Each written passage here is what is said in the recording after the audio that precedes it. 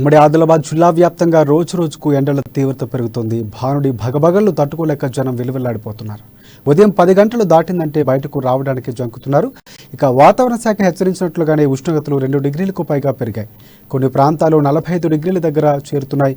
ఇక నిర్మల్ జిల్లా దస్తూరాబాద్లో అత్యధికంగా 44.8 డిగ్రీల ఉష్ణోగ్రత నమోదైంది. ఆదిలాబాద్ అర్బన్లో 43.6, తాంసీ మండలం అర్లీలో 43.4, మంచిర్యాల జిల్లా కొండాపూర్లో 43.4 డిగ్రీల ఉష్ణోగ్రతలు నమోదైనట్లు వాతావరణ కేంద్రం అధికారులు తెలిపారు. ఈ క్రమంలోనే నిర్మల్ జిల్లాలో అధికారులు ఆరెంజ్ అలర్ట్ ప్రకటించారు. ఇటు రాత్రిపూట కూడా సగటున 23 నుంచి 25 డిగ్రీల ఉష్ణోగ్రత నమోదయ్యాయి. మరోవైపు రాగల 5 రోజుల్లో ఉష్ణోగ్రతలు సాధారణం కంటే 2 డిగ్రీలు పెరిగే అవకాశం ఉందని అధికారులు హెచ్చరిస్తున్నారు.